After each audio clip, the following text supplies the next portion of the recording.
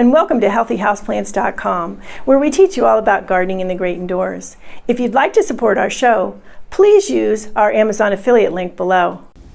Today, a plant care video on Fittonia. These beautiful plants are Fittonia. I absolutely love them with their beautiful color patterns and the variegation and the veining on the leaves.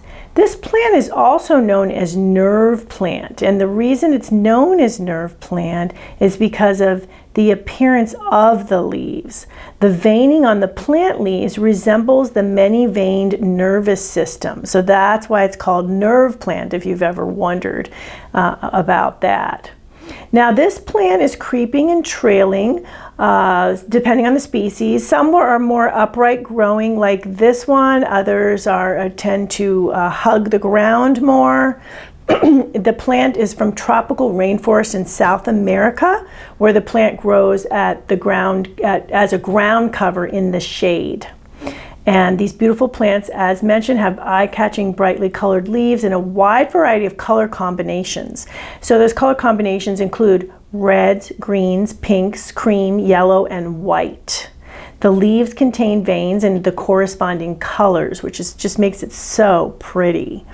The plant will occasionally bloom with creamy white or yellow flowers, and as mentioned, they can be trailing and creeping, so lower to the ground. In that regard, they'd be 6 to 8 inches tall, and then some of them grow a little bit taller than that, like these here. These are more like, these are 8 inches tall, and they'll probably grow a little bit taller.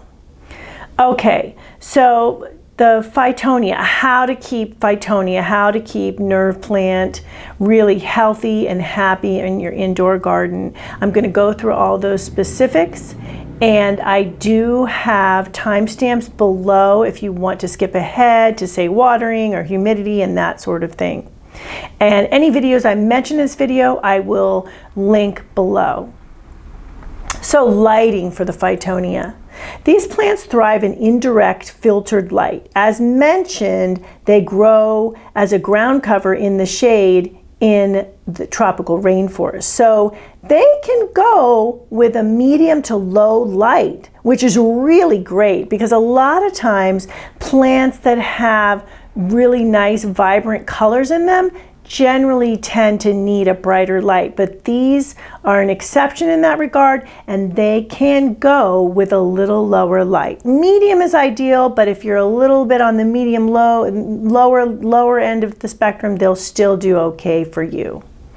Now you do want to avoid placing them in a spot that's too sunny, because the nerve plant leaves will soon scorch. They will develop brown, crispy areas on the leaves. I do have a video on what to do if you've sunburned your plant, but unfortunately, once that leaf is burned, it's burned. It's not going to get better. So you do want to avoid sunburning, scorching these plants. So keep it away from any really bright, hot, sunny areas. If you're going to put them near windows, make sure that the window has filtering on it, like a sheer curtain, or there's a tree or a building on the outside to give it some shade. Now, in terms of placement, I would put them several feet away from windows just to be on the safe side. However, do keep in mind too, if they're in too dark of an area, their variegation will fade over time. So you do need to have a good balance of some light. Like I said, medium light, medium low light, good. They do like full spectrum lighting, which simulates daylight. I have videos on that as well. So they will grow really well with full spectrum lighting. So if your growing area in your house, apartment, condo, etc., it just doesn't have enough light, use full spectrum lighting. They can be put in any sort of lighting fixture. Nowadays they make them for all types of lighting fixtures. They as mentioned, in terms of windows, however, do provide some protection. And if you will see, if you're going to see scorching, you're going to see it on one side of the plant first. So check that side that's near the window. If you're starting to see that, pull it away right away. You don't want it to get any worse. Okay, so next thing is watering. These plants actually do really well in terrariums because they do really like it humid and on the wet side. However, just because they do like it on the wet side, consistent moisture does not mean they want to be in soggy soil. So they aren't bog plants. They aren't supposed to be in soupy soil, but they do like it on the wetter side. So for the moisture meter, water when it's around 5-ish, maybe soon going on 4, and keep the soil, as mentioned, consistently moist. And when the first inch or so is starting to dry out, that's good. But starting to dry out, but still a little moist. So water also with warm water, always water houseplants with warm water, especially these plants, especially plants that are from tropical locales, which a lot of houseplants are. They're used to the warm water, but also plants living in our homes, their soil is room temperature, right? So you do not want to put something very cold water into that soil. Cold water, studies have shown, will cause leaf spotting. The cold water will also cause root dieback. That can lead to root rot eventually. So warm to tepid water for these plants, and they will love you. If you do miss watering one of these plants, drought it a little bit, the good news is that they tend to perk right back up again after you water them. So don't panic if that happens. However, try to avoid doing that on a regular basis, because when you do drought plants on a regular basis, you do wear the plant down and you do have some root loss just because the plant doesn't have any, the roots dry out and that sort of thing. So try not to, but it's not one of those plants that like maidenhair fern, where it will never be the same again. You can usually, if it's not too badly droughted. Now, of course, if it's been drier than a bone for 3 days, it's probably too late, but you can still try to water it anyway. I do have a video actually on what to do if you've droughted your plants. So that is something you can also take a look at if you have droughted your Fittonia. Okay, humidity. As mentioned, these plants do really well in terrariums because they're from the jungle floor. So you do want to try to give them some extra humidity whenever possible if your home is 45% humidity or lower.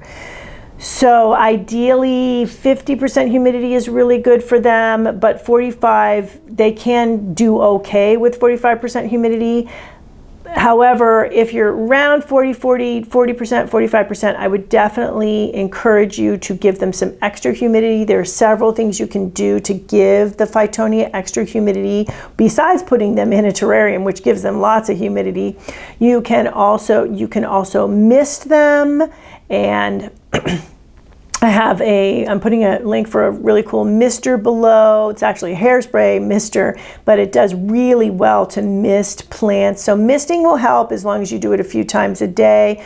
Putting them over a humidity tray will also help a little bit, as long as you make sure to fill the humidity tray with water on a regular basis.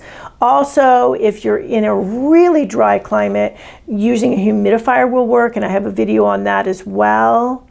And my favorite probably humidity trick, like we could say, and which is actually the easiest and the funnest, is to get more plants, because plants, houseplants, and plants in general, but houseplants humidify one another. They release vapor from their stomata, which is, most of the stomata is located on the underside of the leaves. So when they release that vapor into the air, it humidifies the air. And when they humidify the air, they humidify what's ever around them. So that means that these two Fittonia here that you're looking at are right now busily humidifying each other, which is great. And you can test the humidity in your indoor garden with a hygrometer. It's a very inexpensive tool, which I would recommend getting, and it will show you the humidity level in your home wherever you set it, and it registers fairly quickly. It also will tell you the temperature in your home, which is another thing to keep in mind for growing these plants and growing these plants in a healthy manner, we should say. Okay, so temperature, as mentioned. As you probably guessed, they like a warmer temperature given where they're from, right? So the ideal range is 65 to 80 degrees. You can go higher without too much of a problem. Going lower than 65 though does make these plants a little pouty. They don't really like the cold weather. They're not from an area where it gets cold. So try to keep them at least 60 degrees in your winter months, preferably 65. And their sweet spot really is 65, as mentioned, to 80, and they would even love you more if it was 70-ish.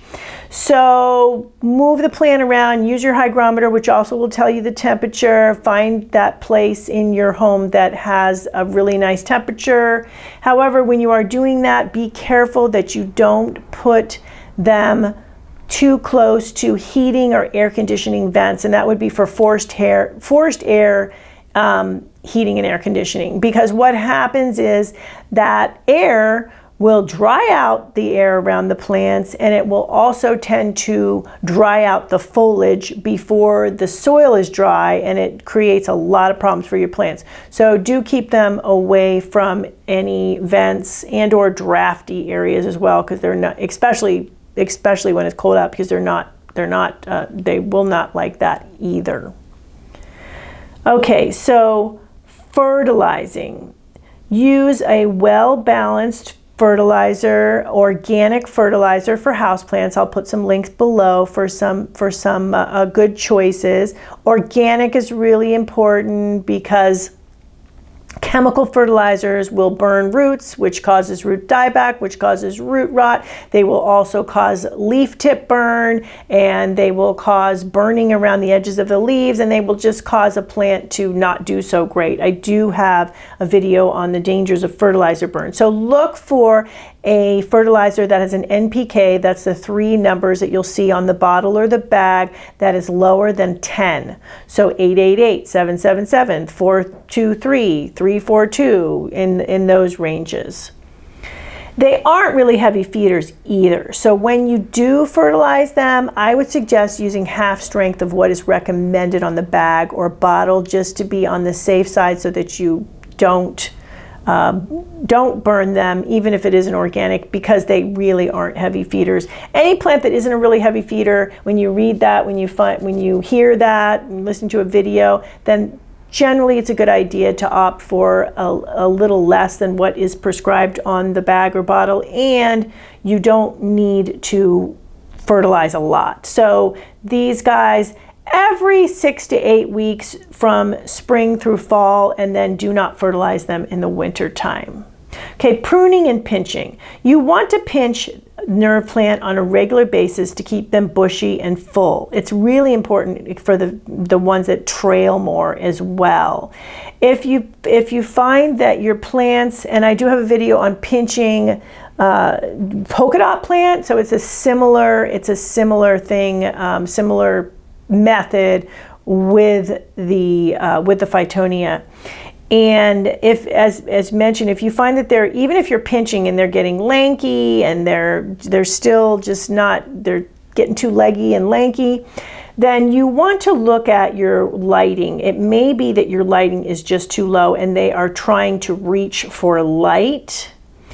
And also keep in mind that watering issues can cause them to get leggy, and over time they will tend to just get a little leggier with age.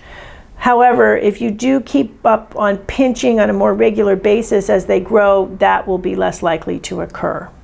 Repotting. So Fittonia, as I mentioned, slow growing. They don't require repotting that often. So like the fact they don't require a lot of fertilizer, they don't really require a lot of repotting. I would repot every 2 to 3 years.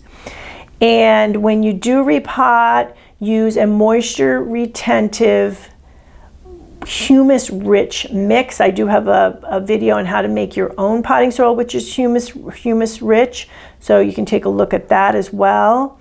And I'll put some links for other soils as well.